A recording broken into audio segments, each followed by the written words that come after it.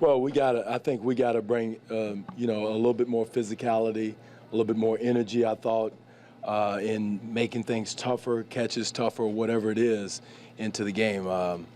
Again, and then continue that for 48 minutes. I thought that, you know, we came out in more of a casual mode at the beginning of the game, and we didn't have a Game 7 type mentality coming into the game with our physical play. I think we got into that toward the end of the game, but we didn't start the game that way, and in crucial parts of the game, we didn't have that mentality.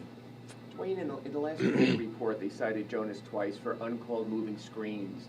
Do you get concerned that officials will therefore focus a little closer after they admit that there were missed calls on plays like that? As long as they do it both ways, because there's, you know, I don't know how many were not called against their team, but as long as they, you know, correct things both ends of the floor, I'm fine with it. That's what the process is there for, is to make sure you know, to see things and, you know, show things both ways, or what's considered going on during the game that wasn't called. So again, they look at more than the last 2 minutes. The last 2 minutes is the only thing that's publicized. So as long as they do that, then, because there's other things that were going on in, you know, throughout the whole our last series and the last game that both of us send in that we want to make sure that they see. Are screens totally interpretive? I talked to one coach who said there's no such thing as a legal screen. I mean, does it almost say you have to feel out the game how they're calling? Right, you do. There's no question, because each game is different, how the officials are calling it. You know, some let a little bit more go, and some on the spot will call it. So I think it depends on how the official. You have to gauge how the officials call it and adjust accordingly. DeMar was just in here and talked about the fact that he thinks you guys just like drama by getting the predicament of being down 1-0 in every series. Is there any explanation or theory that you have of why that seems to happen?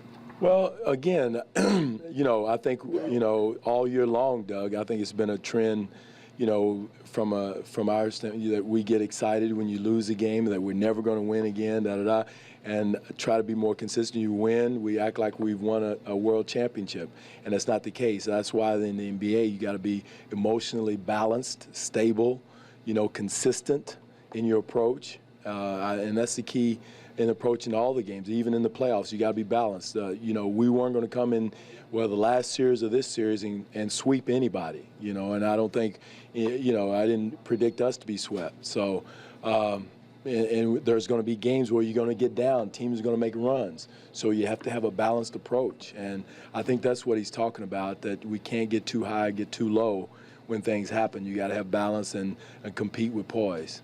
Coach, how do you evaluate your three-point defense when you limited their attempts? You ran Dang out of the corner, but they shot 8 for 11. Right. They did a good job of making the ones that they got.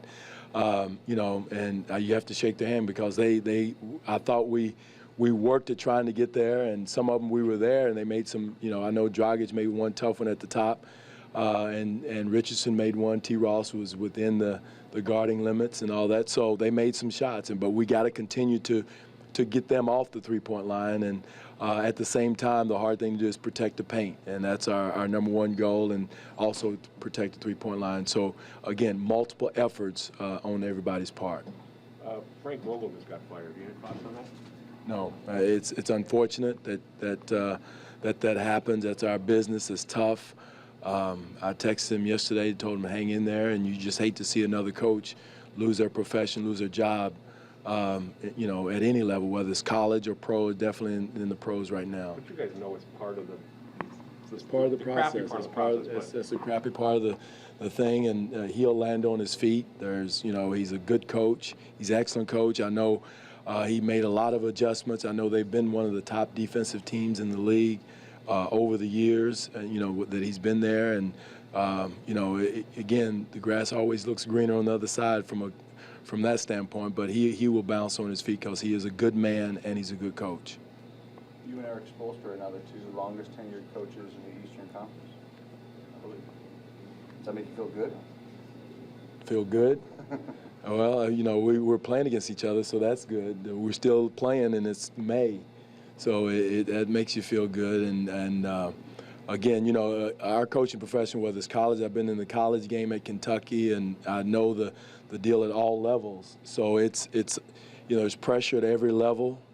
There's pressure in your business. And, so again, it's about handling it and again, I go back to what I tell the players, being consistent. Being consistent may be boring, but it's consistent. Dwane, could you talk about the differences as a head coach dealing with your team after a playoff win as opposed to a playoff loss?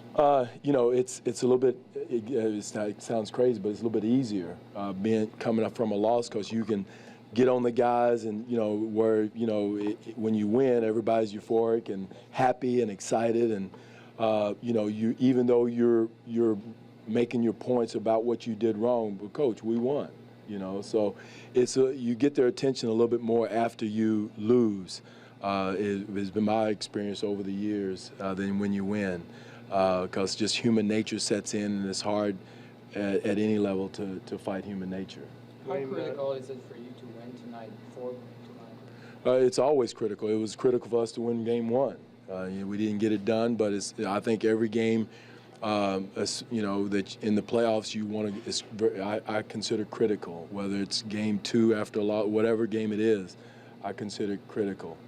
Dwane, going into overtime, Eric Spoelstra has given a lot of credit to Chris Bosh, kind of as a voice on the bench. You've got Louis Scola. He hasn't been starting, but he definitely seems to have the respect of his peers. As a coach, is that useful, having? I think it's very useful, like Michael. No, I think it's huge. For what Luis does for us, I don't know what's going on in Miami's locker room, but for us, Luis has been great. He's talking to guys. He's giving them advice. During timeouts, he's giving advice and talking. And no question, he knows what he's saying. He knows what he's talking about, and he's been through it at a different level. But he's played for world championships, MVP. He knows the game. It's very valuable. And his heart is the key thing is his heart is in the right place. You can have guys that are saying stuff that they have. Is for show, but his heart, he's not doing it for show. His heart is in the right place. He does it behind closed doors. He does it by text. He does it for the right reasons. What does it say about him that's how he's handled? What is a disappointing time for him? Well, that's what it says a lot. Here's a guy who's been a starter for the entire season. We were very reluctant to take him out of the lineup at that time. But now, it's unfortunate we've had two teams that's been a lot of small ball. Guys are playing small ball, and for us to get some guys in the rotation to be able to combat that has kind of put him out a little bit. But he's been great. He's about the team. He's about us winning. I've talked to him about it, and he doesn't like it. You don't want him to like it. But again, it's part of this process, a part of playoff basketball, that you got to be able to be flexible and make adjustments. You want to try and get Kyle in some, I don't want to say simple, but just good situations early to try and score? Always. We're working on that for 82 games and still doing that, and to get all of our guys easy looks, not just Kyle. We want to get everybody freer looks and easier looks, and him also. But a guy's in a slump like he is, it's sort of unlikely he's going to step out and start going 4-4 from three. How do you get out of the hole? I think seeing the ball go through the basket is the main thing. Once he sees it goes through, like a lot of great shooters that I've had over the years have gone through slumps like this, not as magnified as Kyle's, but some of them were greater shooters than Kyle that's gone through slumps like this. And they just continue to work on it, and once they see it go through, the floodgates open up. As good as it is in the passing lanes, maybe it's take a chance and get yourself a layup. Just some sweat shots. Get you some sweat shots, and then you see it go through, and it'll loosen them up. And again, there's other things we can all do to help us win. Coach, we've seen Dwane Wade make a lot of big shots throughout his career late in games, but the 50-50 balls and defensive plays that he makes late in games, the example that sets for his teammates. No question. He's one of the best in the league at that. Especially late in the game, he's kind of feeling his way through the game, picking his spots like a lot of veterans do, and that's what he does. That's why you got to be extra careful with him around and not him lull you to sleep.